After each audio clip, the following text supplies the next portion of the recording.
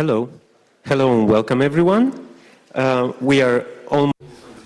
Bueno, bienvenidos todos. Estamos más o menos en hora, casi, y estamos encantados de verles en esta conferencia internacional.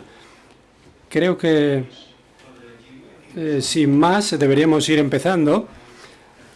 Así que tenemos aquí en el escenario el primer panel con los comentarios introductorios y la bienvenida, y me gustaría presentar a los ponentes, y quizá podemos empezar con Jorda. Si quieres empezar, podemos darle la bienvenida a la gente y esperamos que disfruten de la mañana. Estamos encantados de tenerles aquí. Que tengan un buen día.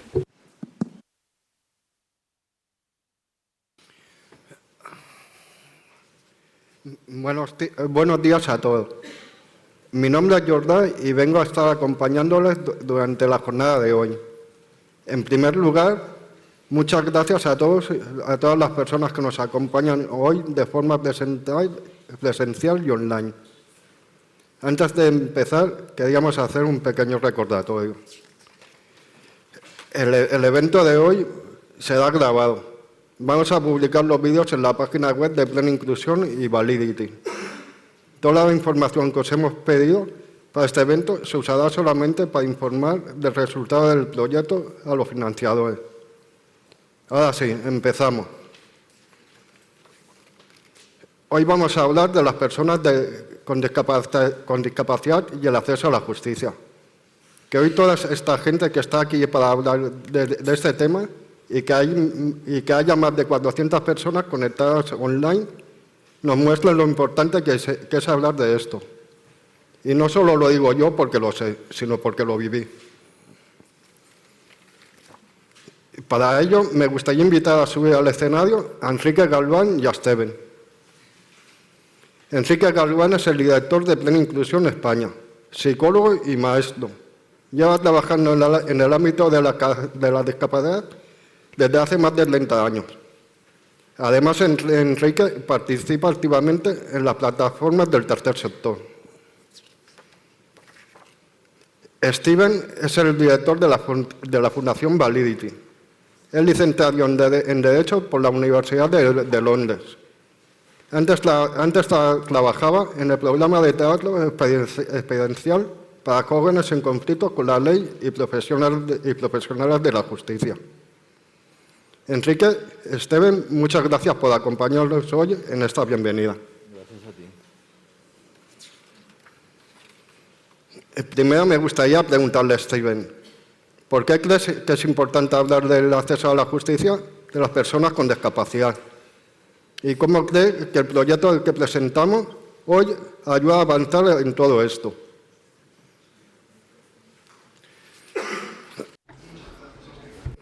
Enrique, me gustaría preguntarte. Jordan, Steven. ¿Contesto? Sí. Muchas gracias por esa amable presentación. Es un honor y un privilegio estar hoy aquí con todos vosotros, con colegas de Plena Inclusión y también del consorcio del proyecto Enable.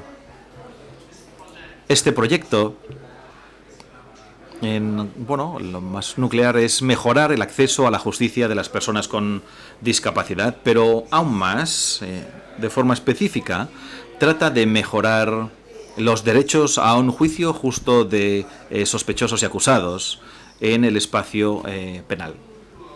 Las personas que son acusadas no son probablemente el actor más popular, no lo son en nuestra sociedad, tampoco lo son en el debate público, y de hecho cuando hablamos de personas con discapacidades mentales y psicosociales, cuando ven que son sospechosos en un caso penal, muchas veces se les niega un acceso igualitario a la justicia.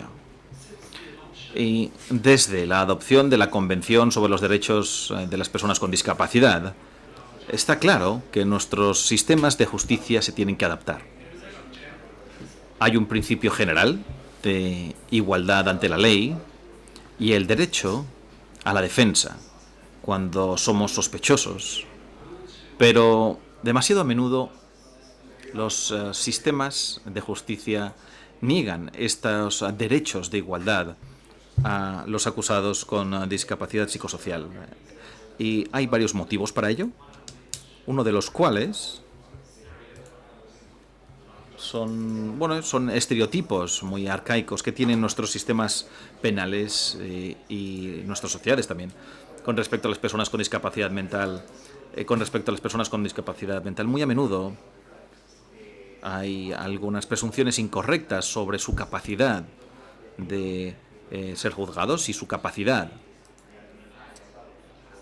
de incluso instruir a los abogados en su propia defensa o a llegar a algún acuerdo. Y con respecto a las personas con discapacidad psicosociales, muchas de estas barreras también están ahí, pero además también estigmas muy arraigados con respecto a las personas con discapacidades psicosociales, y muy a menudo se les ve como un peligro para ellos mismos o para los demás.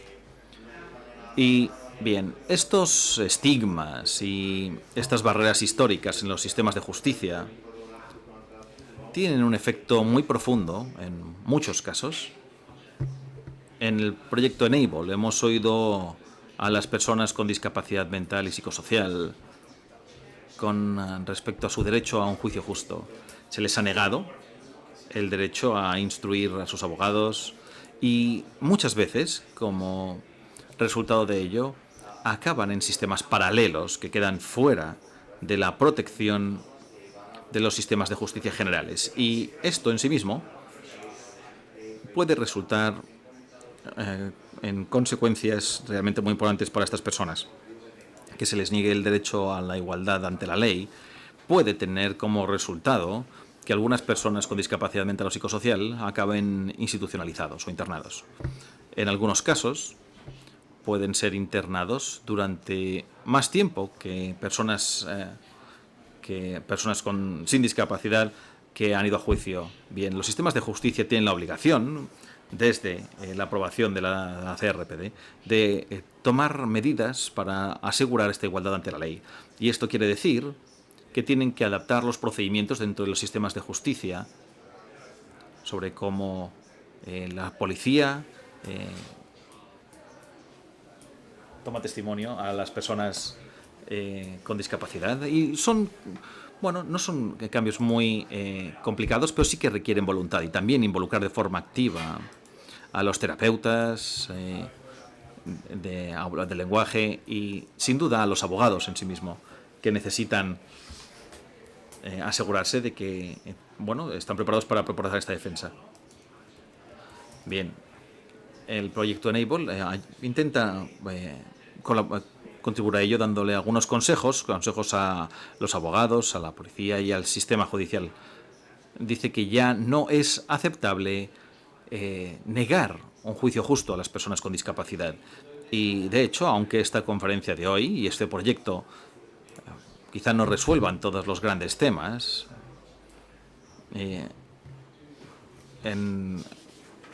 creemos que vamos a ser capaces de abrir este debate porque hay muchos jueces presentes hoy y también expertos legales. Y creo que juntos podemos aprender de la experiencia española y ese es el motivo por el que estamos hoy aquí, donde hay varias mejoras para mejorar, por ejemplo, qué se hace con los sospechosos y hacer que haya algunos ajustes en los tribunales para que sean más accesibles. Creo que como abogados de derechos humanos debemos seguir pidiendo que aquellos que están en nuestra propia profesión se tomen más en serio el derecho a proporcionar un acceso igualitario a la justicia para todos. Y espero que no oigan mucho de mí hoy, porque creo que lo más importante es que tenemos aquí expertos con experiencia que han pasado por los sistemas judiciales y que ahora están listos para hacer recomendaciones que creo que todos deberíamos seguir. Así que lo único que quiero decir es muchas gracias una vez más por esa tan amable presentación y quiero dar la bienvenida a todos los participantes en el día de hoy. y estoy deseando ver un debates fructíferos en el día de hoy. Muchas gracias.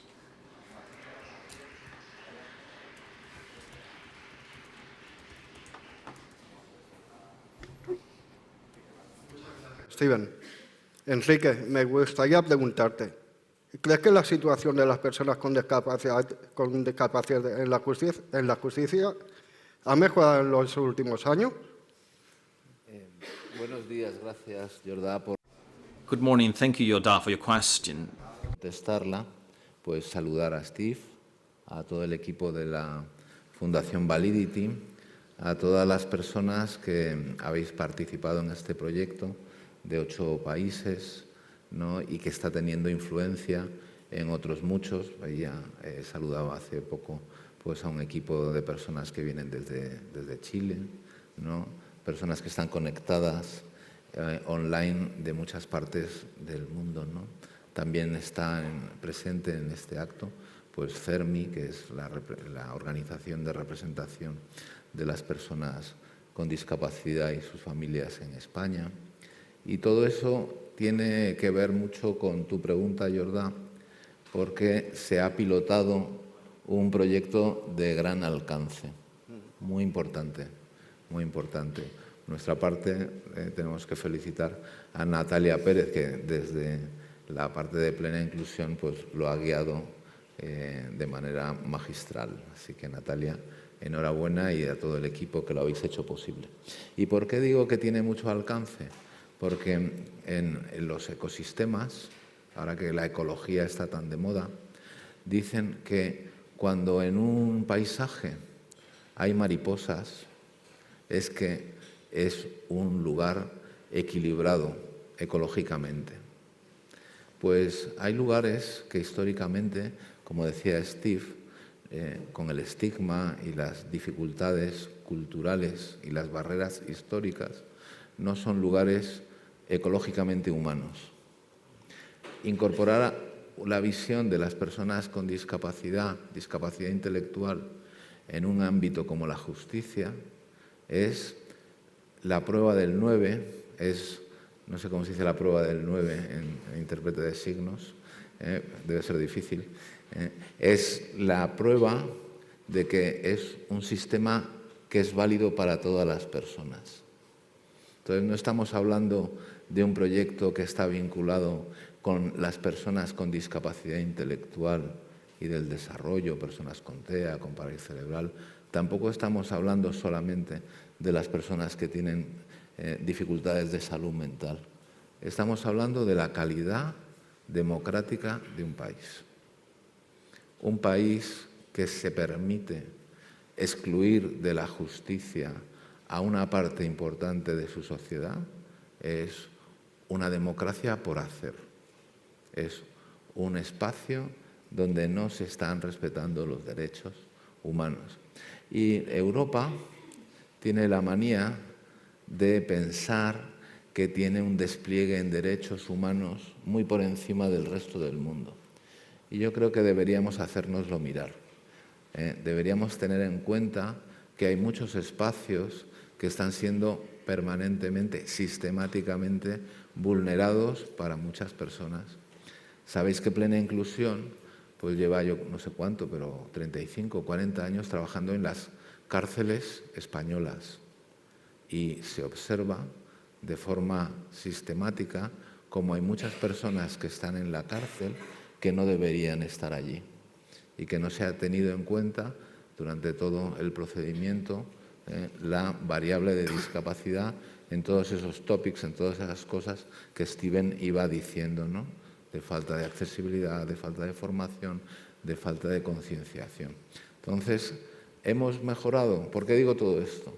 Porque si digo que hemos mejorado, parece que las cosas van bien. Pero yo diría que estamos mejorando, pero las cosas todavía están mal, ¿no? Desde esa conciencia, desde ese punto de vista, podemos decir que se han hecho muchas cosas. Y en España, y hay presentes en la sala y conectados online, pues personas mucho más sabias, expertas, que llevan muchísimos años en la red de juristas trabajando en estos ámbitos y que han conseguido logros muy importantes, ¿no? por hacer un breve repaso de cosas importantes, serían las siguientes. Hace nada la Constitución española se ha modificado y es la primera modificación de carácter social en la que se incluyen a las personas con discapacidad, a sus organizaciones y una especial mirada a los niños y niñas y a las mujeres. Eso es un hito alcanzado por el impulso del CERMI y sus organizaciones, donde se ha concitado un consenso que tiene que mover a España a un lugar mucho más justo. También hemos modificado distintas normas. Ahí los de Plena Inclusión trabajaron mucho con el derecho al voto, con un programa que se llamaba Mi Voto Cuenta, y estamos empujando a otros países para que alcancen el mismo objetivo. También se ha conseguido la eliminación de la esterilización forzada, que estaba en el marco de nuestra legislación como una forma de agresión violenta sobre las personas sin su consentimiento. Y también hemos mejorado con la modificación de la Ley 8/2021, ¿no?, donde hay un cambio, ahora dicen, de paradigma sobre elementos pues, tan determinantes para la capacidad de las personas como la capacidad de obrar, de tomar decisiones, de realizar de manera participada e intensa desde la voluntad de las personas por sus propios negocios jurídicos, o también otro elemento muy importante que es la figura del facilitador judicial y otros elementos para remover obstáculos como es la lectura fácil, documentos facilitados para los notarios, etcétera, etcétera. Es decir, hemos hecho cosas que son importantes, ¿vale? Pero como lo de abajo, las raíces, la cultura, todavía está sin remover, tenemos que profundizar en que esas cosas se hagan raíz y no sean anécdotas en un mundo que no cambia, no sean titulares en un espacio que sigue siendo injusto. Y acabó un pensador español, un filósofo, que se llama Gomá, Javier Gomá, y dice que el gran invento del siglo XX es el nuevo concepto de la dignidad, ¿no? Porque la dignidad entendida en el siglo XX es la que es capaz que solo los derechos de una persona, desde su dignidad, tengan tanta fuerza como los intereses de la mayoría. Aunque mayoritariamente se quiera tal cosa o tal otra, pero hay derechos y dignidad de una persona, esa no se puede pisar. Yo creo que estamos en ese espacio, en el espacio de que por respetar a uno, toda la sociedad va a mejorar. Yo creo que ese es el camino, Jordà. Muchas gracias.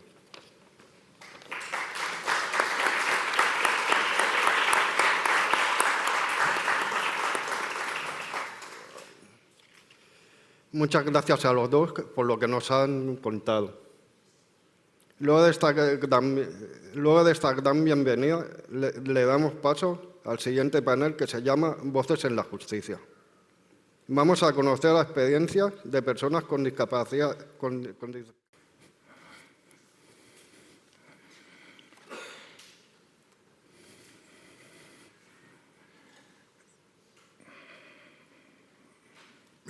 Buenos días a todos y todas.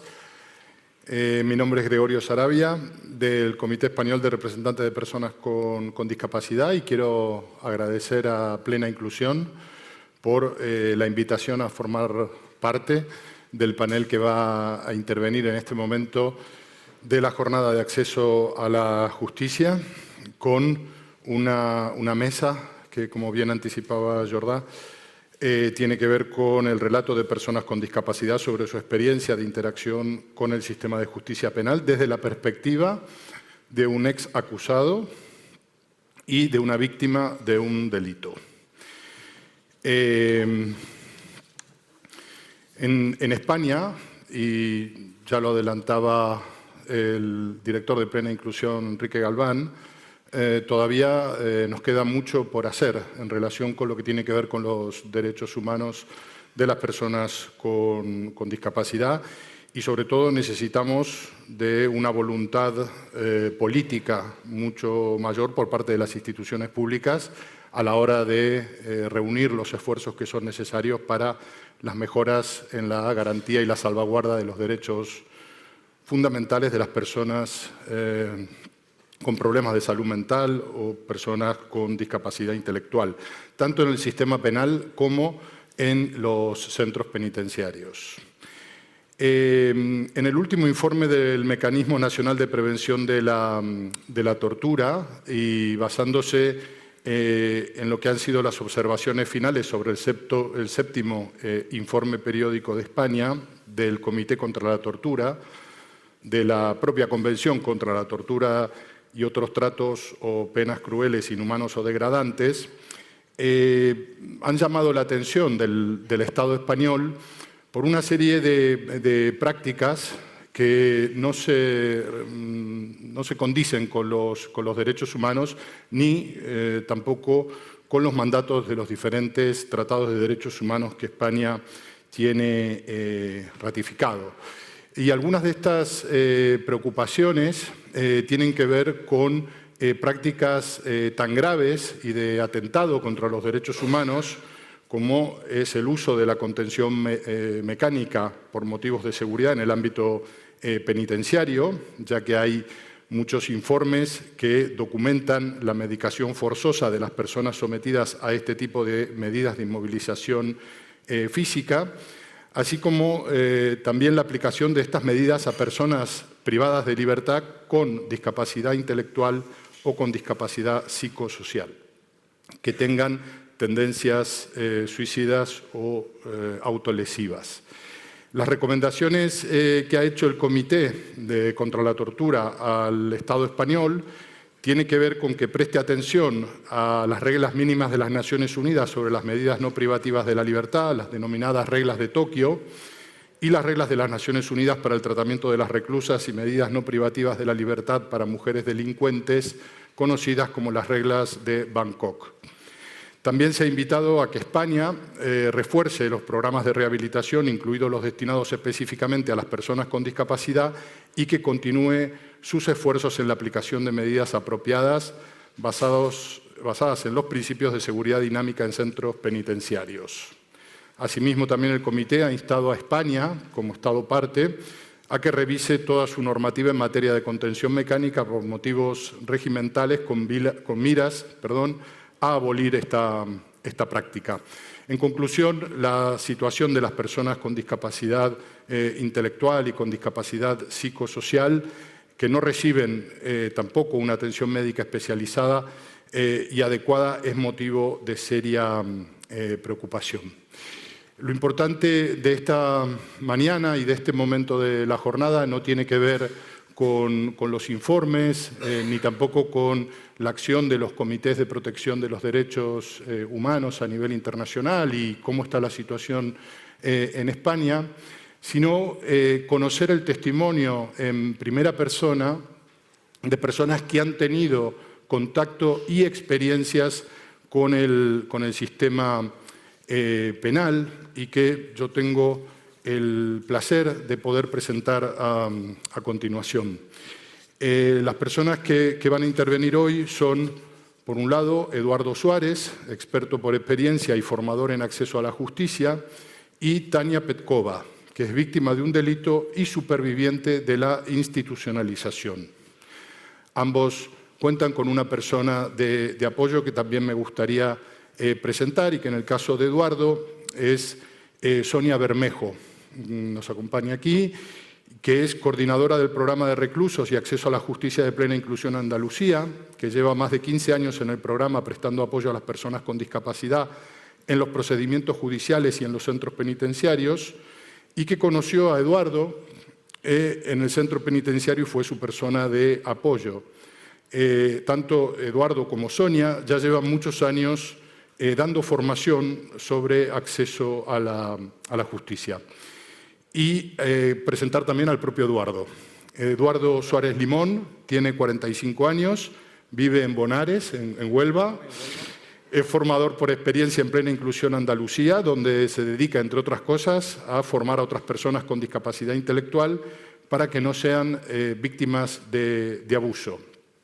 Ha colaborado dando muchas charlas ante los cuerpos y fuerzas de seguridad del Estado, en los colegios de abogados y en los colegios profesionales en general, siempre con el objetivo de difundir y sensibilizar sobre la importancia de garantizar el acceso a la justicia para las personas con discapacidad en igualdad de condiciones. A continuación, voy a hacerle una serie de preguntas a Eduardo para que podamos conocer, entre todos y todas, cuál ha sido su experiencia. Si te parece bien, Eduardo, comenzamos con las preguntas. Y cuéntanos, en primer lugar, Eduardo, ¿por qué estás aquí hoy? Hoy estoy aquí para que la gente me escuche en mi caso, para que no le vuelva a pasar más a nadie. Porque de verdad lo pasé tan mal que no quiero que nadie viva esto. Eso. Cuéntanos, ¿cuáles fueron los hechos que te llevaron a prisión? Pues nada, mira, yo tenía una empresa familiar de fresa y frambuesa hace 20 años, eso fue hace 20 años ya. En el 2007 fue esto, que yo tenía entonces 27 años. Y entonces pues yo tenía un gestor, me arreglaba los papeles y yo firmaba. Y firmaba y al final pues, algunos papeles que me ha dado no eran realmente legales. Y entonces vino la Guardia no, la Policía Nacional fue a mi campo a buscarme y me tiró de mala forma delante de mis padres, vamos. Lo peor que hubiera matado a alguien, Sí. no entendía qué pasaba. Y entonces fue muy duro. Es decir, cuando a ti te detienen, tú no sabes lo que está pasando. No. No sabes lo que está pasando. ¿Por qué te están deteniendo? Ni hice nada, mis padres tampoco, ellos se quedaron de piedra, ¿no? Y viendo a un hijo que le tiran al suelo, como si fuera un delincuente, como sea, que hubiera hecho algo muy gordo, que no es justo. Háblame, por lo menos, pero no tirarme así, de esta forma. Y luego vas a juicio. Después- Cuéntanos, ¿cómo ha sido? Pues nada, pues me busqué un abogado, porque yo no tenía ni idea de justicia, y entonces pues, el abogado me dijo que mejor que me lo partiera en 6 veces, que eran 6 firmas, y que me lo partiera en 6, uno por uno, que era mejor para mí. Y yo acepté eso y fue mucho peor para mí, porque me condenaron una vez y otra vez durante 6 veces, que llegué a la condena sin tener antecedentes penales de 21 años y 9 meses. Una burrada. Sin tener antecedentes penales, no tenía ni idea de justicia tampoco. Confié en el abogado, que para que le pagaba, y eso fue lo que me hizo. Y las barreras que te encontraste tienen que ver con esto, ¿verdad? Claro. No entendías lo que estaba No entendía lo que estaba ocurriendo. no te explicaban lo que estaba firmando, Nada de nada. ni eras informado sobre las consecuencias que podía tener para ti. Así es. Y ya los jueces ya de último ya no hacían ni juicio. Dije, confórmate con 3 años y 9 meses que es mejor para ti. Ya está. Y una vez en prisión, Eduardo, ¿cómo fue tu vida en prisión? Muy dura, muy dura. Vi caras muy raras, gente muy problemática de droga, gente delincuente, de verdad. Y de verdad no se lo aconsejo a nadie. Y una vez que estuviste en el programa de Plena Inclusión, ¿qué pasó? ¿Cómo fue para ti? Gracias a Plena Inclusión ya los funcionarios me trataron de otra forma. Ya yo tenía algo más vivía mucho mejor ya. Pero anteriormente a eso, tenía que tener mucho cuidado, que te echaban del módulo, como no hiciera algo te pegaban. Yo qué sé, era una vida muy dura. Muy dura. ¿Y qué haces ahora en Plena Inclusión? Que nos puedas contar. ¿Qué estás haciendo en Plena Inclusión? En Plena Inclusión lo que estoy haciendo es formar a otros chavales para que no le pase lo mismo que a mí. De tener que ir a una justicia sin tener ni idea de nada. Y que yo no lo veo justo, no creo que sea justo que haga eso con las personas. ¿Te gustaría compartir algo más con quienes nos Sí, están escuchando? Quisiera que nadie más en la vida viviera lo que yo he pasado. Solamente eso. Ya que yo lo he vivido, por lo menos que no lo viva nadie más. Muchas gracias, Eduardo. De nada. Voy a pedir un aplauso para Eduardo. Gracias, Muchas gracias. Lo has hecho fenomenal. Muchas gracias, Eduardo. Muchas gracias. Luego del testimonio de Eduardo, que ha sido muy claro, muy contundente y que ha transmitido los mensajes con muchísima claridad y precisión. Muchas gracias, Eduardo. Lo has hecho fenomenal. Quiero presentar ahora a Tania, pero quiero comenzar hablando de su persona de apoyo. Tania ahora a continuación nos va a contar su experiencia. Quiero hablar de Aneta Mircheva, que trabaja como abogada en los ámbitos de la salud mental y los derechos humanos desde el año 2005, que trabajó para el Comité Búlgaro de Helsinki y el Centro de Defensa de la Discapacidad Mental hasta el año 2013. Desde entonces es abogada independiente y colabora estrechamente con la Fundación Validity.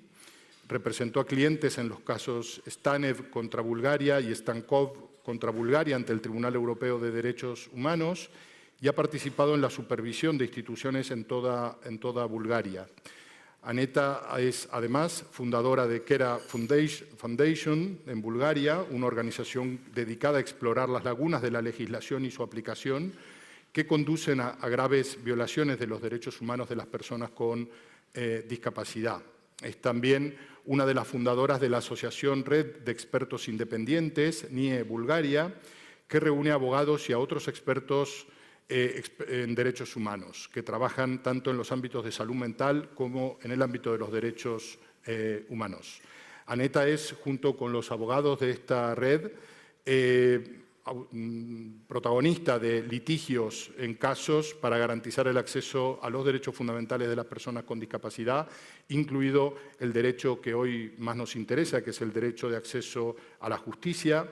Es también arteterapeuta y ha desarrollado un método de educación en derechos humanos con elementos de arteterapia dirigido principalmente a trabajadores sociales y psicólogos. Tania, cuando quieras, nos puedes contar tu historia. Gracias. Hello. My name... Hola, me llamo Tania. Tengo 38 años, vivo en Bulgaria y sobreviví a estas experiencias. Muchas gracias por esta amable invitación y por darme la oportunidad de compartir mi experiencia personal con todos. He pasado, por tanto que es muy difícil explicarlo en 10 minutos y lo peor es que durante todo ese tiempo no supe que era víctima de violencia. Es muy raro cómo una niña puede crearse en un entorno en el que la violencia era la norma y en el que el concepto del abuso no estaba claro porque el abuso y el abandono eran normales también. Todo empezó cuando tenía 5 años. Mi padre era un alcohólico y mi madre era víctima de violencia física y todos víctimas de violencia emocional. Y esto llevó a la violencia en el instituto, donde la gente empezó a insultarme y todo esto combinado acabó con un problema de bulimia y en mi intento de encontrar una solución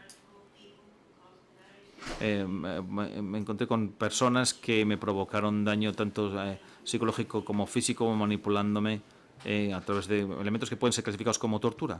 Y al final acabé en un hospital porque una de estas personas me hizo hacerme 97 cortes en el cuerpo, que eran tanto profundos como largos. Y en el hospital nadie abordó el tema de la violencia ni me habló de ello. Y yo no sabía que era violencia, así que necesitaba que alguien me explicase lo que era para hacerme saber cuáles eran las opciones que tenía. Y a quién podía recurrir para conseguir un poco de apoyo emocional y legal. Y lo peor es que cuando mi madre llegó al hospital, le dijeron que tenía un diagnóstico de trastorno mental y que tomarme las pastillas de forma habitual para no ser un peligro para nadie. Le dijeron que si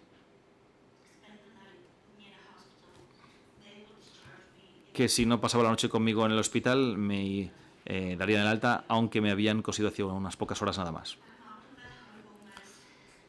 Y yo he pasado por esa experiencia, pero muchas otras personas del mundo están pasando ahora mismo por lo que estoy contando y hay que tener personas formadas y servicios a los que acudir. Las cosas a los que, bueno, por las que se manipula hacer pueden ser letales, así que es necesario que compartamos estas cosas y no tener este apoyo no es aceptable. En los hospitales psiquiátricos en Bulgaria, el paciente no es una persona, sino un objeto, y los médicos hablan de estas personas en tercera persona como si no estuviesen en la sala en absoluto.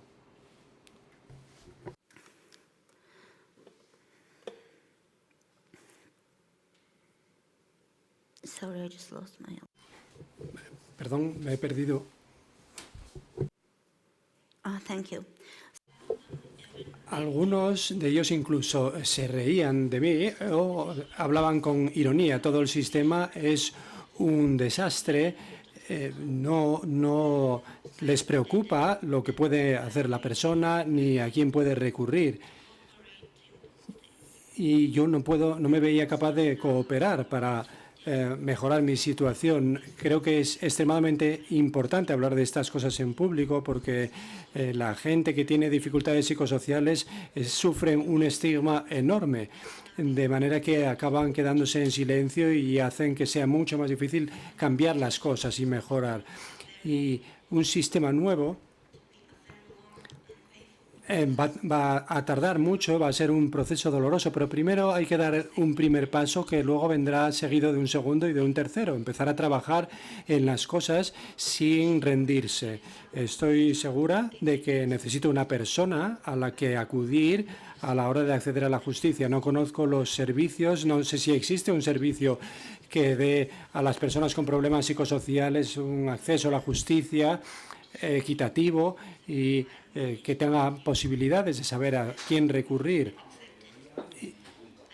Tampoco se debe aceptar que la gente sufra violencia y tenga que continuar sufriéndola. Desde un punto de vista, el ser paciente en una de esas instituciones fue bueno y fue malo. Yo dejé de comer, dejé de beber agua incluso durante 4 días, dejé de tomar las medicaciones.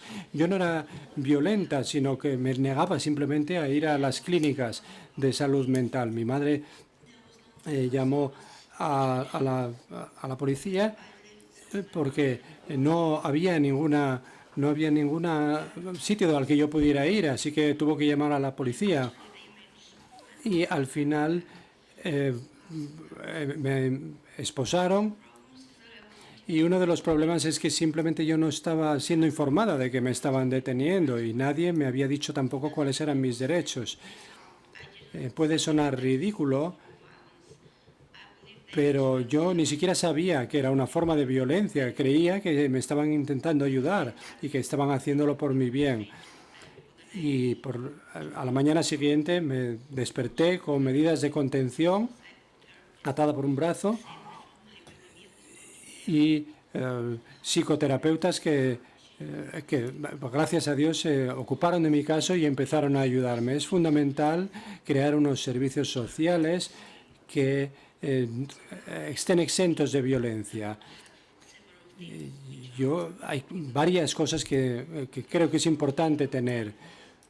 Una línea de atención telefónica 24 horas al día, donde uno pueda llamar para recibir ayuda, por ejemplo, formación para los miembros de la familia gratuita, para que sepan lo que hay que hacer y lo que no hay que hacer en determinadas situaciones, formación para las personas que sean capaces de reconocer sus síntomas. Los trabajadores sociales y otros profesionales que son muy pacientes deben ser sensibles a estos detalles y ser capaces de reconocerlos. Y un apoyo especial para acceder a la justicia. Yo no sé cómo se puede hacer esto en Bulgaria, pero creo firmemente que incluso aunque sea difícil, seguro que es factible.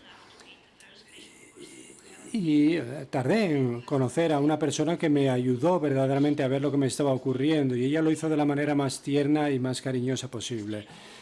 Gracias a los enormes esfuerzos fui capaz de recibir ayuda adecuada y de recibir el apoyo. Y gracias a todo esto estoy saliendo de esta situación. Y incluso he presentado cargos contra la institución psiquiátrica porque quiero tener los derechos que me reconocen y no creo que un hospital psiquiátrico deba arrebatármelos. El año pasado mi padre atacó a mi madre mientras estaban en casa. Ella estaba viviendo ya por libre, pero al final decidió quedarse en casa un día y él la golpeó y ella me llamó y me pidió que la dejara entrar en la unidad en la que yo estaba. Y cuando llegó, la vi que estaba llena de moratones, llena de cardenales. Y me puse en contacto con mis abogados para que nos ayudaran. Nos dijeron lo que había que hacer y al final la policía detuvo a mi padre y tuvimos que presentar cargos contra él. Hubo una orden de alejamiento, se han divorciado y creo que ese es el momento en que sentí que la ayuda podía llegar, que podíamos poner fin a esa situación. Y creo que todos merecemos esa ayuda, independientemente de la situación en la que uno se encuentre, independientemente de que una persona se comporte de una forma que quizá no encaje en las normas de la sociedad. Pero eso no necesariamente quiere decir que sean gente mala, sino que están pasando por una situación extremadamente dolorosa y difícil. Y la gente ni siquiera es capaz de imaginarse la situación por la que están pasando. Muchísimas gracias por su invitación y por su tiempo y su atención.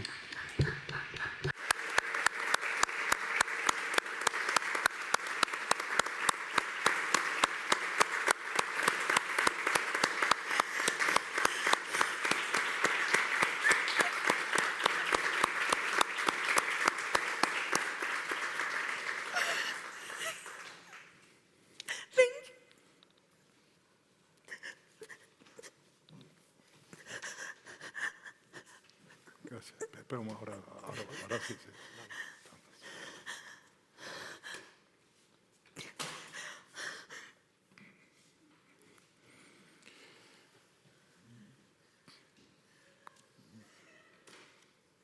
Queremos agradecer a Tania. Sin lugar a dudas, un testimonio estremecedor de dolor, de sufrimiento indecible. Queremos agradecer su valentía por dar testimonio, por estar también hoy aquí superando también muchas barreras que a veces pueden resultar invisibles para los demás. Ella las ha podido afrontar y de forma muy generosa ha compartido su testimonio con todas nosotras y nosotros. Gracias, Aneta, también por acompañarnos. Y con esto vamos a terminar con el segmento de Voces en la Justicia para dar paso a la ponencia que se va a presentar a continuación sobre el acceso a la justicia de las personas con discapacidad, obstáculos y prácticas prometedoras. Wilson Macharia, experto en derechos de las personas con discapacidad y personas con discapacidad de la Comisión Internacional de Juristas. Muchas gracias por la atención.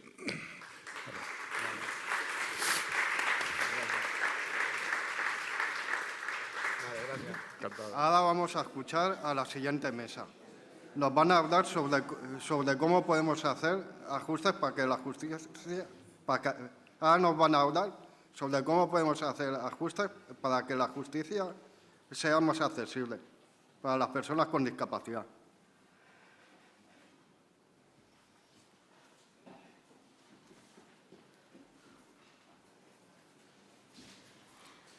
Okay, welcome everyone.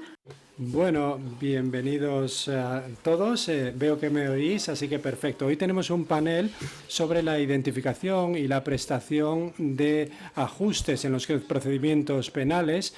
Me llamo Gabriel, vengo de Mental Health Perspectives, uno de los proyectos de Lituania, y conmigo tengo al profesor Gautam Gulati, que es un consultor, un psiquiatra y un forense en Irlanda, y él tiene doctorados en investigación en psiquiatría y ley y derecho, y también es autor de libros de texto de más de 100 artículos y abstracts que han contribuido a las iniciativas de derechos humanos en Irlanda y en varios Estados miembros de la Unión Europea y en Estados Unidos. Así que una experiencia enorme que esperamos que nos comparta con nosotros hoy.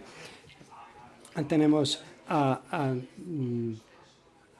una experta en psicopatología y salud con mucha experiencia en las discapacidades intelectuales. Sonia Bermejo ha estado coordinando el programa de cuidado para personas con discapacidades intelectuales en prisión. Así que gracias por traer tu experiencia a nuestro panel. Y luego también tenemos a Ana Arganashvili, que es forma parte de la Fundación Validity, tiene una formación académica en terapia ocupacional y trabaja también en la representación de estas personas. Ella ha litigado en casos de violación de derechos humanos que afectan a personas con discapacidad, mujeres, tanto en tribunales nacionales como también en tribunales internacionales. Así que, de nuevo, mucha experiencia que esperamos que comparta con nosotros y que nos enriquezcan. Hoy en este panel vamos a cubrir algunos de los resultados de nuestro proyecto y de los documentos que se han elaborado sobre las necesidades de ajustes procesales y la análisis de cómo las evaluaciones de esta necesidad de ajustes procesales tienen que introducirse, cómo se pueden replicar en otros países, en qué momento tienen que entrar en juego y hasta qué punto.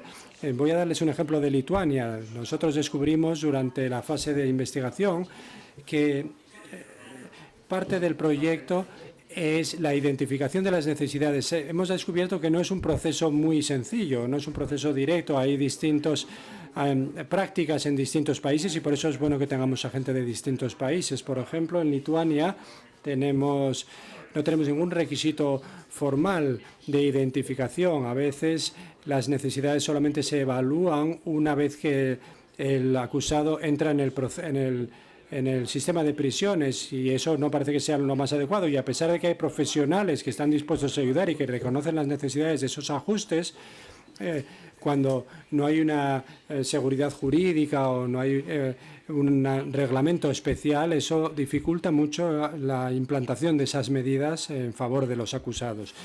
Y construyendo sobre eso, vamos a empezar con Ana.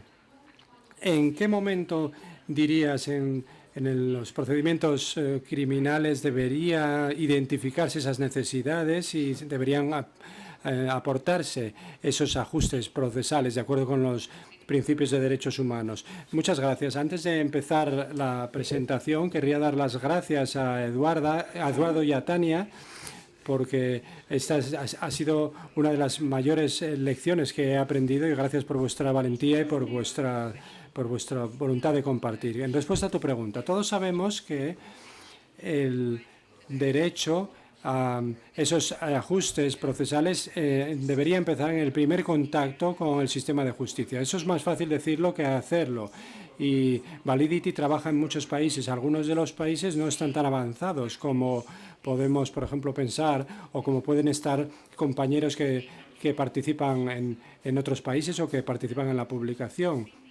Yo quiero centrarme en 3 desafíos fundamentales que vemos en los litigios tanto nacionales como internacionales a la hora de aplicar estos ajustes de procedimiento. El primer desafío fundamental es que es la persona con discapacidad que debe exigir o que debe solicitar esos ajustes en el procedimiento, pero al mismo tiempo, cuando no se producen esos ajustes procesales, los tribunales a menudo dicen que la carga de insistir en esos ajustes debería estar en la persona, cuando quizá esa gente no tiene información, cuando no se les han ofrecido esas alternativas. Así que vemos que en estos casos sencillamente no se presta no se realizan esos ajustes. Otra cosa es algo que se ha mencionado ya hoy, que es el poder de los abogados y de los asesores jurídicos, observamos que a menudo los tribunales internacionales observan que la vulnerabilidad la compensa el abogado y que el abogado es el que debe plantear esta cuestión y debe defender esa necesidad. Pero ¿qué ocurre si el abogado no es consciente, si no tiene esa información, no tiene esa formación o sencillamente no le preocupa eso? Nosotros como abogados tenemos mucho poder en ese terreno.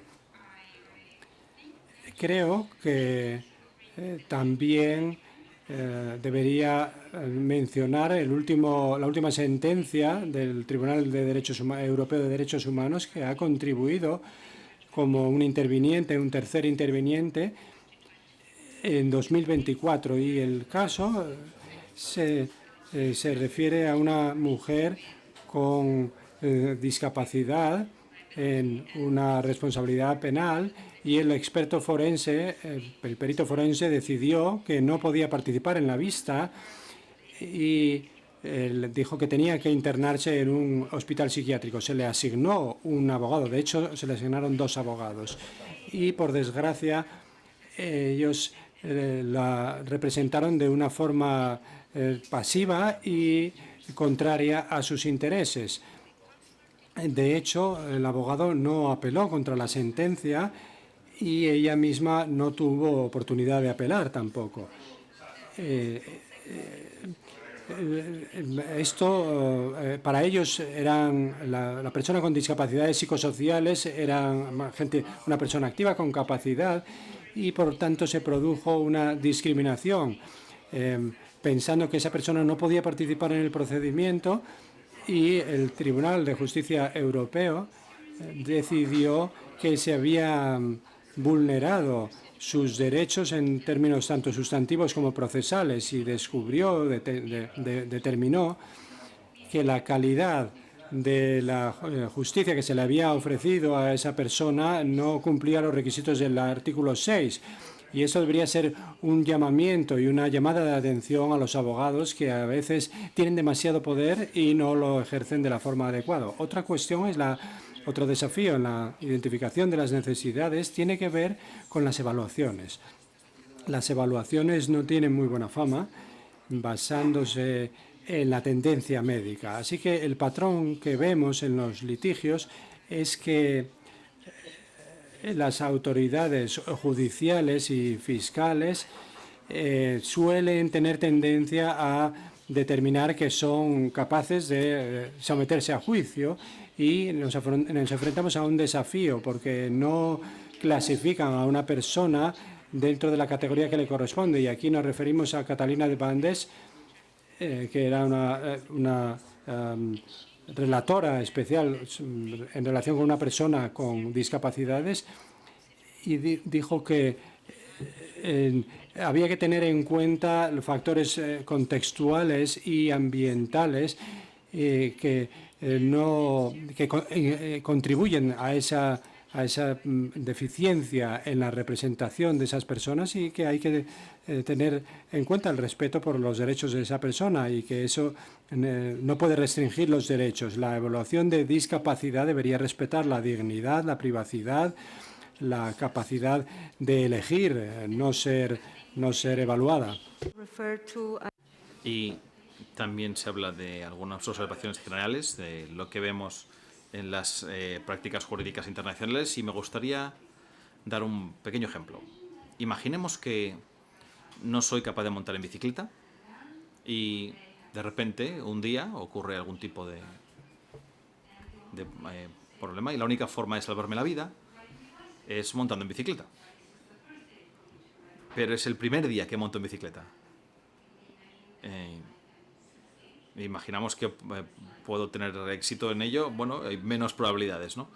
Y para mí esta es una analogía de lo que ocurre en las vistas en un tribunal, porque si una persona nunca ni ha pedido, ni ha solicitado, ni se le han proporcionado estos ajustes, podemos imaginar que es muy difícil, es menos probable que funcionen bien estos ajustes. Y por ello, no podemos esperar que los tribunales de las personas con discapacidad pidan estos ajustes, pidan también asistencia legal, que gestionen los potenciales conflictos de interés de distintas partes y muchas veces la única, y que organicen esas ayudas que tienen. Y quiero ver lo que dijeron en una de las sentencias.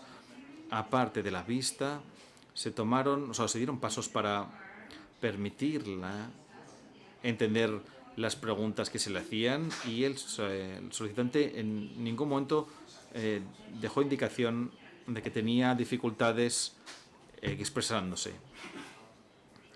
Y el tribunal, durante la investigación, también tomó nota de nada en particular. Si el solicitante hubiese considerado no estar preparada para esta vista o hubiese requerido cualquier otro tipo de ajuste o ayuda, habría sido responsabilidad suya y de su abogado haber llamado la atención a las autoridades. Así que, ¿por qué no pudo tratar estos temas? Bueno, simplemente porque no había tenido la experiencia de solicitar ajustes con anterioridad. Y este es el enfoque que vemos en los tribunales.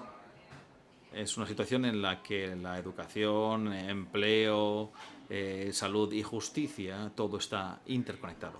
Y por último, pero no menos importante, como probablemente saben, la semana pasada hubo una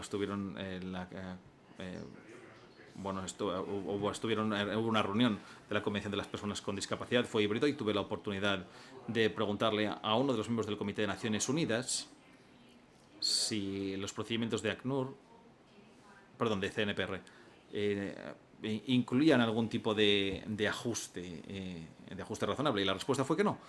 Y por eso, ahora mismo, los procedimientos se están revisando y sigue habiendo, y evidentemente esta convención es la que marca el comienzo de estos esfuerzos. Gracias.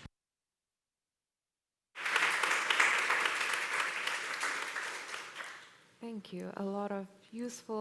Gracias. Muchas,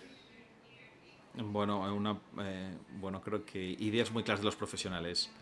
Y de acuerdo con su investigación, ¿podría comentarnos un poco cuál es la experiencia de las personas con las personas de discapacidad que sí que se han enfrentado a las personas que se han enfrentado a estos casos? Y con respecto a los ajustes, gracias, Valenti, por invitarme. Y yo soy médico, trabajo en una prisión, ese es mi trabajo día a día, pero mi investigación me llevó a analizar la experiencia de las personas con discapacidad en el sistema judicial.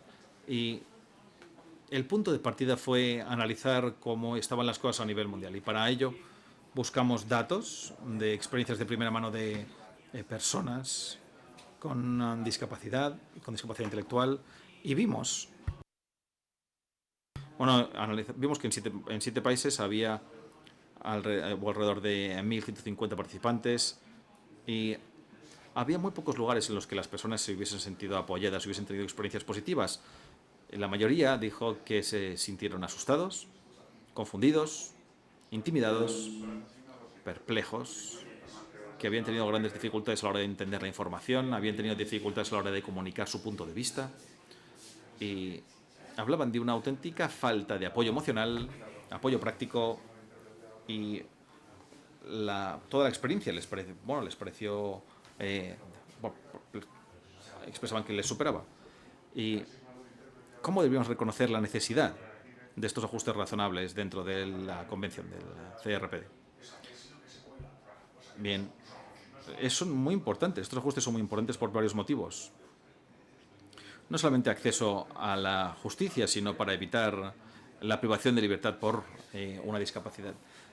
Y creo que antes de contestar, creo que merece la pena saber que hubo un estudio en Estados Unidos en los que analizaron las exoneraciones después de las condenas, y el 25% era por confesiones falsas de personas con discapacidad. Y eso es muy preocupante. Son personas que pasan tiempo en prisión y luego se les libera Así que la pregunta es, ¿cómo podríamos reconocer la necesidad de realizar estos ajustes de procedimiento? Y es extremadamente complicado. Y antes de explicar por qué creo que debería ocurrir, es saber cómo lo hacen en el mundo.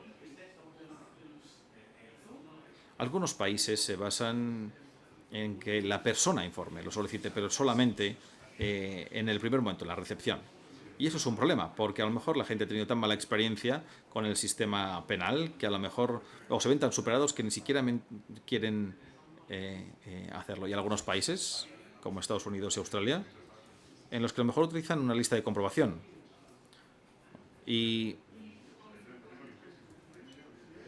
el problema es que se basan en juicios de valor de un observador que a lo mejor no estará formado y puede estigmatizar a la persona. Puede ser que la persona piense que se siente como un objeto. Y el enfoque de algunos países es un enfoque basado en las capacidades. Y creo que todos los participantes saben ya los retos. Una vez que empezamos a cuestionar la capacidad de una persona, creo que eso va en contra de la convención. Y puede llevar a una exclusión. Estos son los... Bueno, así esto es lo que hacen, las tres formas en las que hacen en el mundo. Y creo que tenemos que pasar a una forma más universal. En primer lugar, la persona tiene que ser capaz de declarar una discapacidad o cualquier tipo de ajuste en cualquier momento del proceso y deberían de tener un defensor para que pueda hacerlo y que no sea únicamente en los pasos iniciales. En segundo lugar, todos los miembros del sistema, sean los abogados, los jueces, los médicos, todos deberían de estar formados y concienciados con respecto a la discapacidad, pero también la importancia de los ajustes de procedimiento. Y en tercer lugar, y creo que esto es algo universal, no depende de la jurisdicción, todo el mundo debe de tener estas salvaguardas, estas tres salvaguardas. En primer lugar, si a alguien se le priva de libertad, tienen que poder notificar a una tercera persona, normalmente a un familiar. En segundo lugar, tener un abogado. Y en tercer lugar, tener un médico disponible. ¿Por qué es importante? Porque ese familiar puede decirle al sistema judicial o la persona de apoyo, puede decir, un momento, mi hijo, mi hija, mi marido, mi mujer, necesitan a lo mejor una persona de apoyo o un audífono, pueden tener un problema sensorial, así que pueden proporcionar toda esta información. En segundo lugar, el abogado. Y ya se ha mencionado que un buen abogado tiene que ser capaz de decir, un momento, vamos a parar el procedimiento, vamos a hacer una pausa en este procedimiento. Mi cliente necesita un intermediario y yo claramente veo que hay ayuda, que hace falta ayuda de comunicación, algún intermediario, que tenga algún tipo de formación en logopedia y luego la presencia de un médico y el médico solamente involucrarse con el consentimiento de la persona. A lo mejor puede defender, por ejemplo, que esta persona necesita a lo mejor unas gafas, o a lo mejor necesita un audífono, o a lo mejor lengua de signos, o a lo mejor algún tipo de ajuste sensorial. Algo como, por ejemplo, que las luces fluorescentes en las comisarías pueden ser muy complicadas para persona que está dentro del espectro autista. Así que el médico puede estar en una buena posición para hacerlo. Perdón por la respuesta larga, pero esas son las formas universales de proporcionar estas salvaguardas. Gracias, muy bien estructurado, gracias. Bien, estos ajustes de procedimiento, ¿cómo fomentan la igualdad de acceso a las personas con discapacidad? De nuevo, hablando de los procedimientos judiciales. Creo que la clave es la participación igualitaria. Lo que no debe ocurrir es que se reconozca una discapacidad y luego se utilice como base para excluir a alguien de la participación. Creo que lo que tiene que cambiar... lo que tiene que cambiar en la legislación y en las culturas, ¿no? Ese acceso. Gracias. Gracias por la respuesta. Y a lo mejor Sonia, dentro de la investigación que se ha hecho dentro de Enable, sabemos que España va bastante por delante de otros países europeos cuando hablamos de identificar las barreras a la participación y las medidas de ajuste. Así que podría contarnos cuáles son los mecanismos disponibles en España para reconocer estas barreras? A todas y a todos. Ante todo, me gustaría dar las gracias por estar aquí hoy. Quisiera aprovechar también este momento para felicitar el extraordinario trabajo que se está haciendo del programa Enable. Es aquí en la confluencia de varios puntos de vista de distintos países, donde podemos sentar unas bases sólidas para que el proceso de acceso a la justicia pues cada vez estén más consolidados.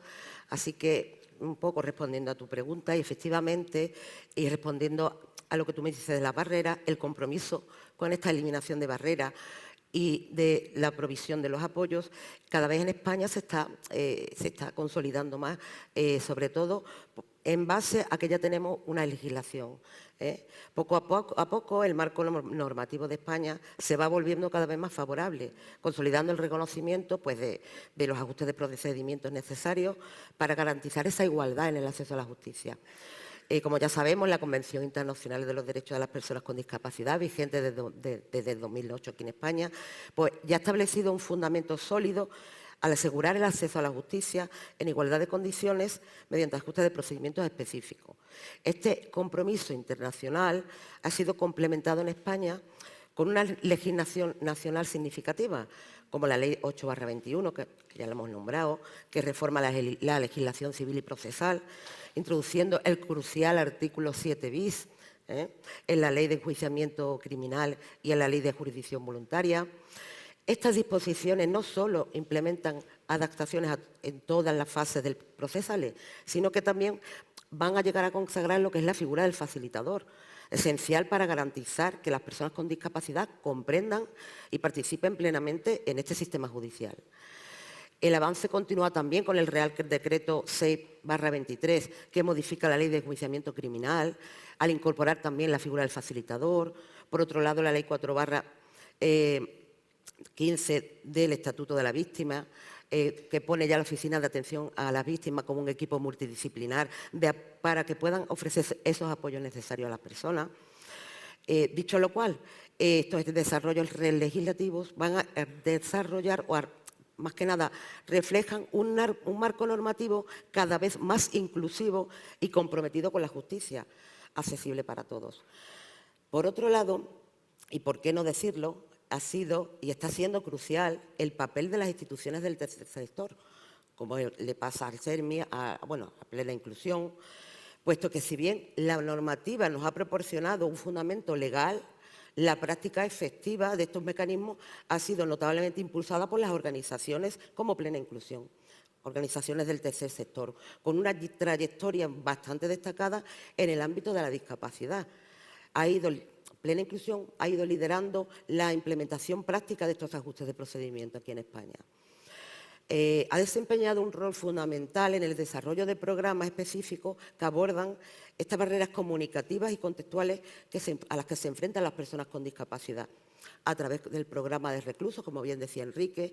Desde hace más de 30 años venimos haciendo, muchos compañeros que están aquí hoy y una misma, ese descubrimiento, porque nosotros lo hemos padecido las barreras, las hemos padecido también los profesionales, con lo cual la tenemos también muy, muy definidas.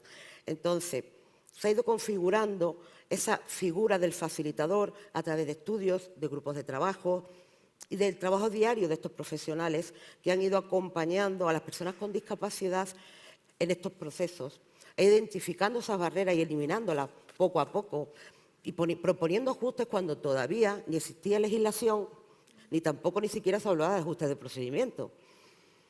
Fijaos, cuando un sujeto inmerso en un procedimiento, cualquiera que sea, un procedimiento civil, social, contencioso, administrativo, penal, tiene alguna discapacidad, sea física, psíquica, sensorial, ha de ser tratada y considerada como personas de especial sensibilidad y cuestiones que pueden para nosotros parecer inofensivas y que nos pasan inadvertidas, como por ejemplo lenguaje excesivamente técnico que se utiliza en los juzgados, la rigurosidad de las vistas, la vestimenta, el estrado en alto, posicionan a la persona con discapacidad en situaciones de fragilidad frente al sistema. por lo que otro de los mecanismos claves para el reconocimiento de estas barreras ha sido la formación continua a los operadores jurídicos.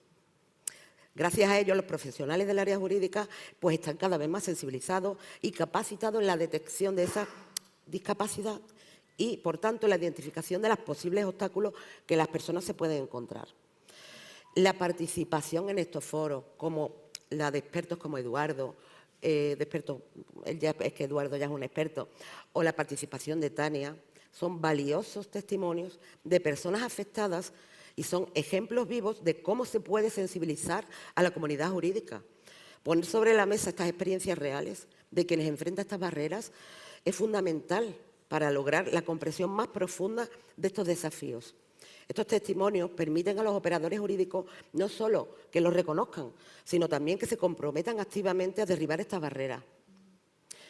Por otro lado, otro de los mecanismos para abordar estas barreras, y no menor, es que se ha apostado por una formación de calidad a los profesionales que van a participar como facilitadores, que es el profesional experto, en realidad, que va a realizar las tareas de adaptación y de ajustes necesarias para derribar esas barreras. Una vez realizada dicha formación, la persona facilitadora va a aportar al proceso conocimientos sobre el modelo de derecho de las personas con discapacidad, conocimientos y experiencia en el trato mismo de las personas con discapacidad. Y conocimientos sobre eso, sobre todo, sobre la identificación de esa barrera. ¿Y cómo lo hacen? Pues a través de un estudio que se realiza a las personas y que deberá ser debidamente explicitado en un informe donde se va a establecer de forma adecuada la implementación de esos ajustes y de esas adaptaciones. Especialmente debe asegurarse de que todo el proceso se explica adecuadamente a través de un lenguaje y una comprensión fácil. Pues bien, para que la persona facilitadora pueda desempeñar su labor de manera efectiva, es esencial que reciba una formación adecuada. En este sentido, se ha establecido una colaboración con diversas universidades españolas para desarrollar programas de formación de expertos universitarios. Estos programas están diseñados para garantizar que los facilitadores adquieran conocimientos de calidad y estén debidamente acreditados, asegurando así su competencia profesional y la excelencia de su trabajo.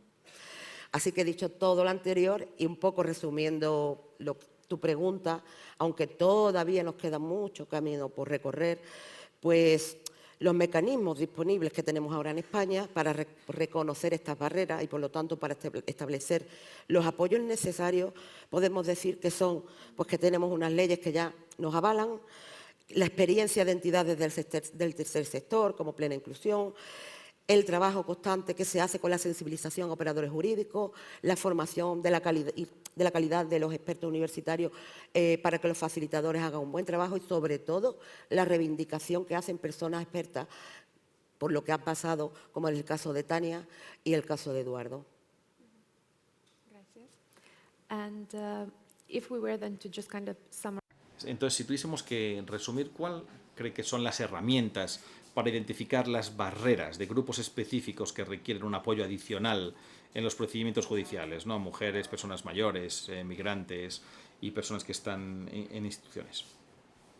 No existen herramientas o protocolos diseñados para grupos más o menos vulnerables, como mujeres, inmigrantes, personas mayores, no existe. Es obvio que hay algunas personas que necesitarán más apoyo que otras, pero la clave para minimizar esas barreras es la personalización, es decir, ver a cada persona como única.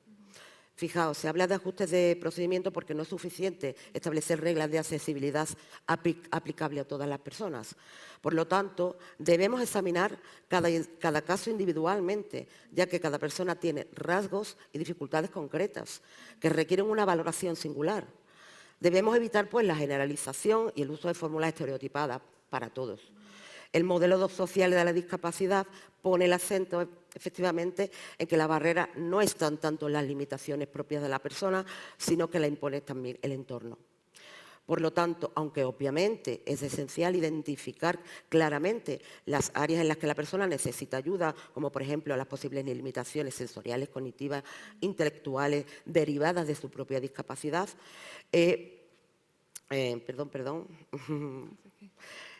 también esas barreras propias de la discapacidad y tanto las limitaciones en comunicación, las limitaciones en comprensión, en gestión emocional, en la interrelación con los demás. Eso después hay que trasladarlo al contexto y de ahí sí que hacer una evaluación de cómo podemos ayudar a la persona. Por lo tanto, no existe una fórmula para grupos de población más vulnerables, más allá de la personalización de las mismas, ¿vale? Eso se conoce como perfil individualizado de medidas de ajuste de procedimiento, donde la persona con discapacidad deberá ser escuchada y su opinión considerada. Una recogida de datos rigurosa y metodológicamente adecuada evitará, por lo tanto, que se vulneren los derechos de las personas. Por lo tanto, es importante destacar el papel tan importante que juega la persona facilitadora en todo este proceso, puesto que con sus conocimientos puede realizar adaptaciones y ajustes directamente o bien indicar cómo se deben hacer, aunque no siempre puedan ellos ejecutarlas. Por ejemplo, si se requiere información en formato de lectura fácil, el facilitador determina esa necesidad, pero la adaptación debe hacerla alguien con una formación adecuada. Lo mismo ocurre si la persona usa un sistema aumentativo o alternativo de la comunicación. El facilitador puede proponer la intervención de alguien familiarizado con ese sistema. Dicho lo cual, conocer las barreras contextuales y proponer ajustes personalizados y adecuados, pues va a minimizar las limitaciones derivadas de la discapacidad, ya sean personas con más o menos necesidades de apoyo.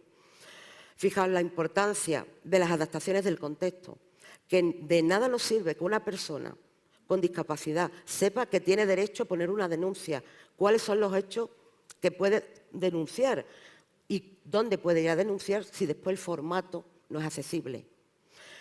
Y para finalizar, y reflexionando sobre el impacto de los ajustes de procedimiento y la personalización de estos apoyos, estos enfoques tienen el potencial de transformar vidas. Lo hemos visto aquí con Eduardo, con Tania, permitiendo una participación más digna en los procesos judiciales. Thank you. And I think we have a couple of minutes for questions. Creo que nos quedan un par de minutos para recibir preguntas del público. Sí, gracias. Un par de preguntas nada más y creo que podemos intentar, así, mientras tanto podemos hablar con Wilson. Sí, ok. Hola, me encantaría si nos pueden contar un poquito cómo consiguieron mover el cerco para llegar a la figura del facilitador, porque eso supone una transformación cultural muy relevante. Sospecho que en América Latina estamos muy lejos, así que me encantaría un poco como saber un poquito de la historia que estuvo detrás de conseguir algo como eso.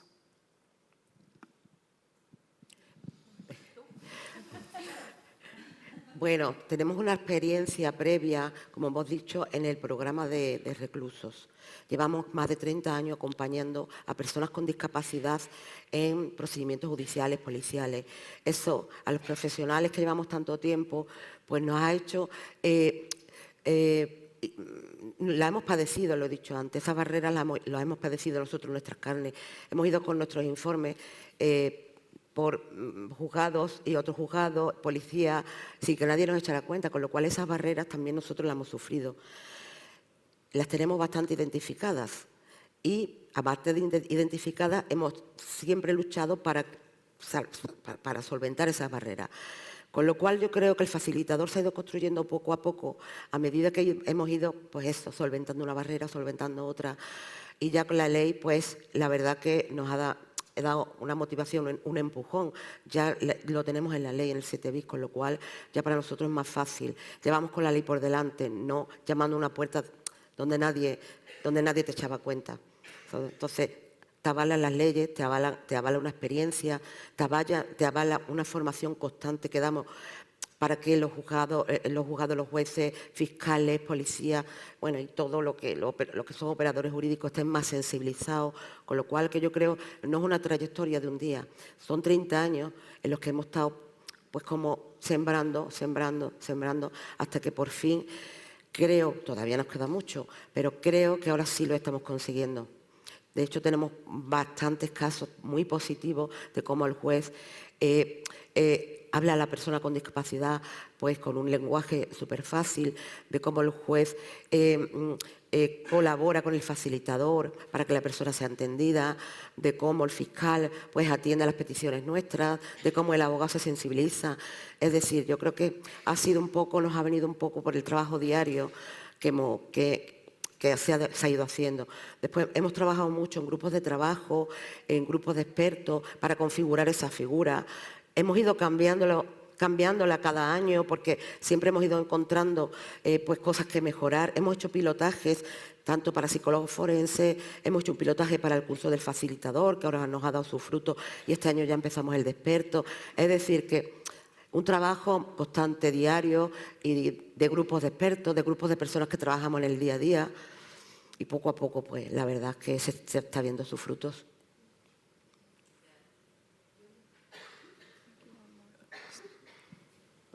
Stephen, next. Steven, en las preguntas, si es posible mencionar para quién es la pregunta. Muchas gracias. Es muy interesante aprender de todas estas experiencias. Una de mis experiencias ha sido que muchos profesionales no quieren hacer estos ajustes. Muchos creen que hay que poner un intermediario y bueno, dado los... o en algunas ocasiones creen que tener a una persona de apoyo en el tribunal puede socavar el papel de indagación del tribunal. ¿Cuál es la respuesta yo? Porque estas son algunas de las perspectivas muy tradicionales que muchas veces oímos por parte de los jueces, especialmente en procedimientos penales. ¿Alguien? Sí, puedo empezar yo. Y creo que primero deberíamos de investigar si los hechos son tal y como ellos creen que... porque quizá sea lo contrario. Y luego, si los hechos no lo apoyan, entonces hay algunas presunciones que nos podrían llevar a preguntarnos qué problema tenemos los profesionales, ¿no? Hay que dejar bastante claro que la figura del facilitador es neutral y eso también es otro de los temas, es neutral e imparcial y es uno de los temas que también donde dirigimos nosotros la formación a psicólogos forenses, que nos han visto un poco cómo qué hacemos nosotros ahí, es su papel. Hemos estado, pues eso, también trabajando mucho el papel de cada uno y que lo importante es la coordinación y la colaboración, ¿no? Que puede hacer el facilitador, puede colaborar con el psicólogo forense en la entrevista, en que pueda la persona con discapacidad entender las preguntas. También, ya te digo, el trabajo que se ha hecho de sensibilización y formación, tanto a todos los profesionales, sobre todo los profesionales de operadores jurídicos, ha sido eso, precisamente, el dejar muy claro el papel que tiene el facilitador y el dejar muy claro el que es una persona neutral y una persona que no tiene que meterse en lo que es el proceso, sino en la comunicación que sea efectiva.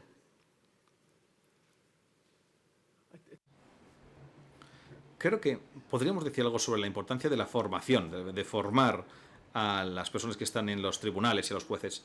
Y si vemos todos los países que han ratificado el CRPD, hay informes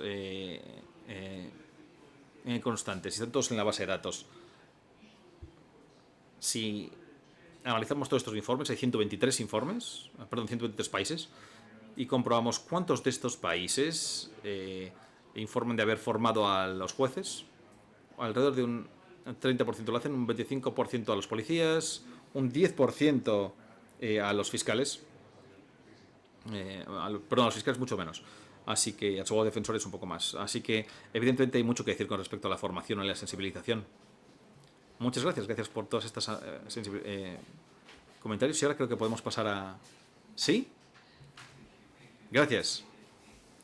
Muchas gracias a todos los miembros del panel y creo que, sin duda, este panel de expertos se merece un aplauso.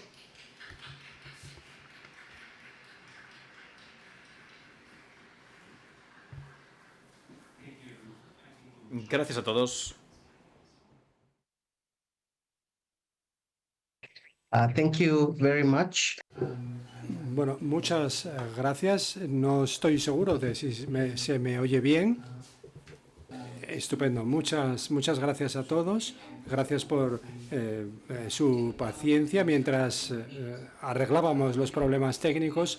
Me llamo Wilson Macharia y estoy encantado de unirme a esta conferencia, aunque sea online.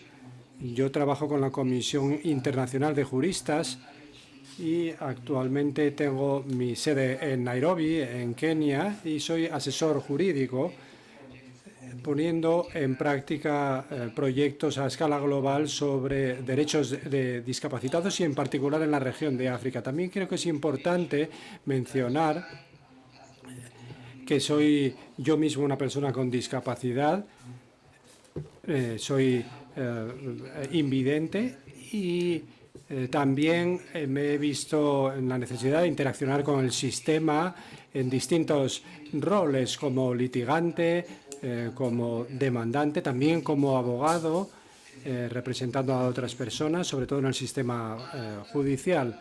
Voy a empezar con una breve introducción acerca de la Comisión Internacional de Juristas, que es una organización global, una organización mundial, internacional y no gubernamental, que tiene su sede en Ginebra, pero que tiene oficinas y personal en distintas regiones del mundo. Nuestro trabajo gira en torno al Estado de Derecho, a la defensa de los derechos humanos plenos de todas las personas, incluido el derecho de acceso a la justicia, y a la defensa de la independencia de los jueces y de los abogados en todo el mundo. Esto lo hacemos a través de la investigación, de la capacitación de las distintas partes implicadas y a través de intervenciones, a veces también a través de litigios. Nuestro trabajo sobre la discapacidad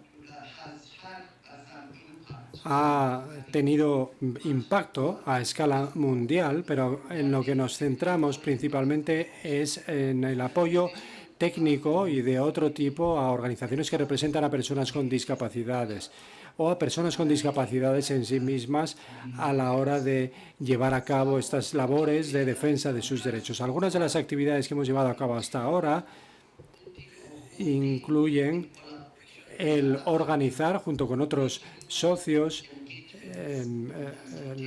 proyectos de consulta o de interacción internacional, sobre todo dirigidos a personas con discapacidad. Tuvimos una reunión en septiembre de 2023 en Latinoamérica, organizada en Colombia, donde colaboramos con Documenta y con otras organizaciones para reunir a las personas con discapacidad y explicarles cómo acceder y cómo garantizar la total participación de las personas, junto, por ejemplo, con fiscales y con demás profesionales del sector. Hace 3 semanas, por ejemplo, también tuvimos una convención regional y vamos a organizar también una convención regional sobre los mismos temas en África, tal vez a principios de mayo del año que viene. La razón por la que tenemos estas convenciones regionales es porque nos hemos dado cuenta y comprendemos que el contexto de las personas con discapacidades en distintas regiones y también concretamente en distintos estados varía y, por tanto, es importante que las personas con discapacidades propongan o sugieran aquellas áreas en las que el acceso a la justicia se puede mejorar en su territorio o en su caso particular. Algunos de los resultados que hemos visto de nuestro trabajo en los esfuerzos en los que hemos participado, por ejemplo, es en la adopción del principio de los relatores internacionales que representan a personas con discapacidades, ya se ha hablado de ello, también la defensa de la ratificación y también de la implantación o puesta en práctica de un instrumento regional para África que se llama el Protocolo de Discapacitados de África, que lo que establece es los mismos derechos, como por ejemplo el texto del CRPD, básicamente para África. Y hemos visto que este instrumento se ha puesto en práctica en muchos países en esta región, lo cual nos enorgullece y nos agrada. Luego trabajamos también con organizaciones de discapacitadas en contextos específicamente nacionales. Por ejemplo, en 2022 proporcionamos apoyo a la Federación Nacional de Lesoto, de personas discapacitadas, en la defensa del desarrollo y la adaptación de normas procesales que garanticen apoyos y ajustes específicos para las personas con discapacidad que tienen que interaccionar con el sistema judicial. Estas normas, que han sido aprobadas por la Judicatura de Lesoto, están ya en vigor. En relación con la conferencia o la conversación que nos reúne a todos hoy aquí, es importante identificar primero las barreras que impiden el acceso a la justicia a las personas con discapacidad en todo el mundo. No me voy a detener tanto en esto porque creo que los ponentes anteriores ya han aludido a estas cuestiones. Y algunas de las barreras que se han mencionado ya en las conversaciones anteriores son de tipo actitudes por parte de los profesionales o las distintas partes implicadas o por parte de la sociedad en general, y estas actitudes llevan a impedimentos en el acceso de las personas con discapacidad. Luego hay, por ejemplo, barreras ambientales, por ejemplo, de acceso, o en términos generales de las infraestructuras que tenemos en los países, no solo en los juzgados, sino en los países en general, que hacen que las personas con discapacidad tengan problemas para acceder a las infraestructuras y a la justicia.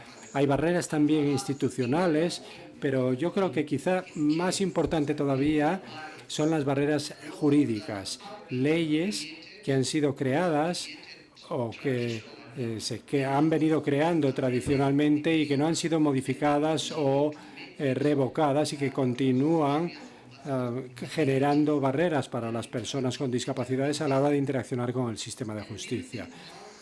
Y esto ocurre más todavía en el sistema de la justicia penal, más que en el sistema de la justicia civil. Permítanme centrarme en este sistema, el sistema de justicia penal. En nuestra labor de incidencia a escala internacional, no solo como persona con discapacidad, yo misma, sino también como parte de la Asociación de Juristas, yo me encuentro con las barreras que se encuentran las personas con discapacidades. Ahí yo veo más similitudes que diferencias entre los distintos territorios. Las diferencias o las leyes que tienen distintas jurisdicciones o distintos tribunales y que se utilizan para negar el acceso a la justicia tienen una naturaleza común, una naturaleza muy similar.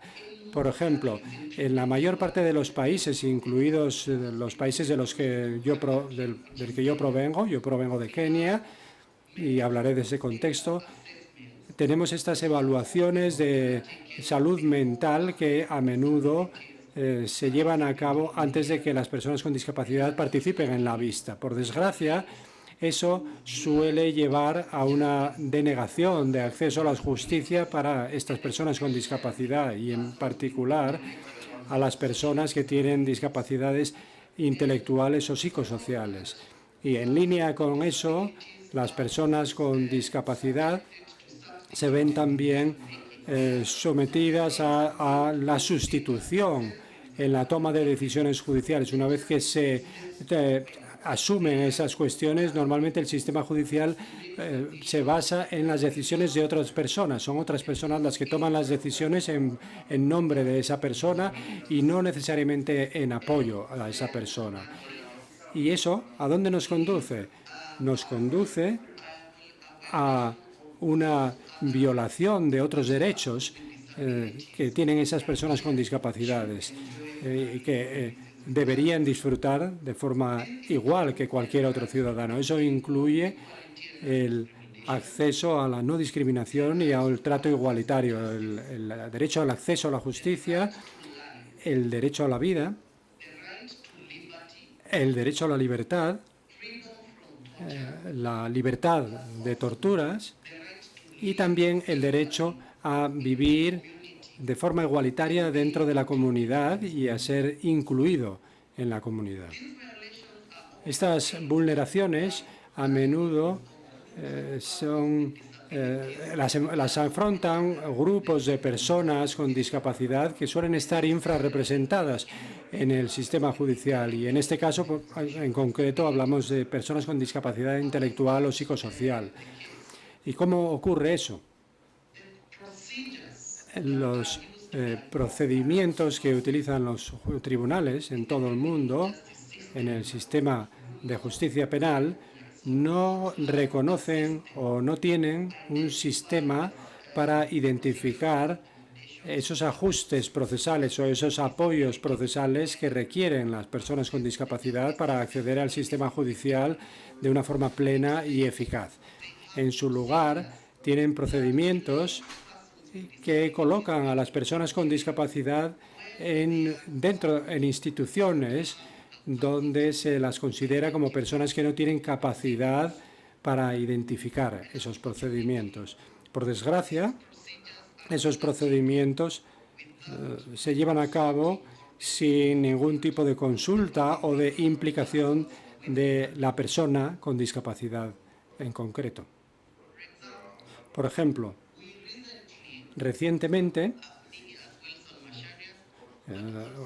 yo como Wilson Macharia, pero también con otros actores como magistrados, jueces o fiscales, llevé a cabo una visita a una institución de salud mental que se llama Asmazare, aquí en Kenia.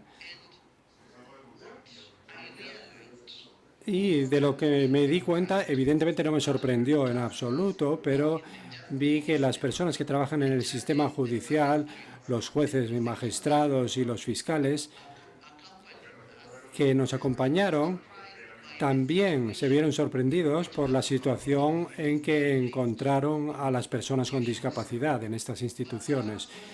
Pero tal vez lo que más les sorprendió fue que esas personas que están en una institución eran capaces de recordar exactamente cómo habían sido internadas en esa institución de salud mental, cuánto tiempo llevaban en esa institución y qué esfuerzos han emprendido para tratar de volver a su comunidad, a su familia o a la sociedad en general. Antes de eso, los jueces solían considerar a estas personas como expedientes, como papeles. Y después de esa visita, que yo creo que debería realizarse más a menudo, los jueces y otros actores dentro del sistema judicial empiezan a verlos como personas con derechos, que conocen sus derechos y que pueden ejercer esos derechos. En Kenia también hemos tenido varios intentos de litigar o de imputar o de refutar algún procedimiento que ha llevado a la institucionalización de una persona con discapacidad psicosocial basándose en evaluaciones de la salud mental y del estado de salud mental. Hemos tenido algunos procesos en que hemos ganado, pero también hemos perdido algunos.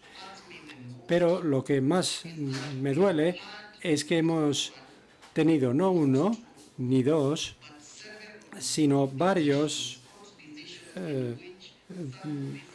casos en que se ha determinado que estas leyes eran inconstitucionales, pero, sin embargo, las prácticas han continuado. También hemos tenido jueces que han intentado aplicar el CRPD, la Convención Internacional y los convenios sobre contra la discriminación y la igualdad de derechos, y tratando de aplicar esa cuestión de la capacidad jurídica de una manera con distinto grado de éxito, lo cual nos ha llevado a un caos judicial, porque más allá de la capacitación que se ha llevado a cabo, no hay unos estándares concretos, no hay unos reglamentos concretos, no tenemos leyes existentes o leyes o reglas procesales que realmente reconozcan esos ajustes procesales tan necesarios. Y por eso es por lo que voy a concluir con una llamada a la acción que, de hecho, ya ha comenzado con la interacción que estamos teniendo hoy.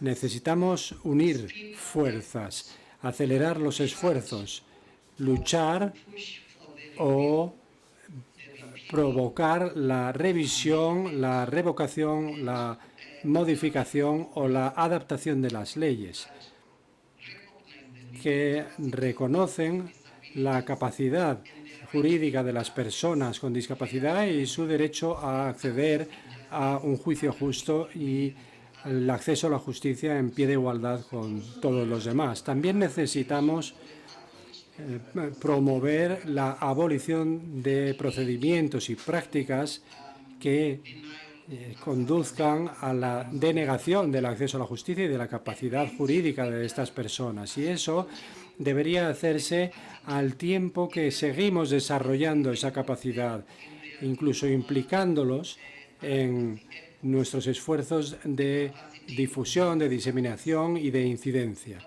que son los profesionales del sistema judicial. Pero creo que lo más importante en estos esfuerzos de incidencia es asegurarse de que las personas con discapacidad y en particular aquellos que están infrarrepresentados, las personas con discapacidades intelectuales y psicosociales, formen parte de estos procesos. Tenemos una buena herramienta orientativa que es la Convención Internacional sobre los Derechos de las Personas con Discapacidades y otros estándares que han sido adoptados por la Comisión.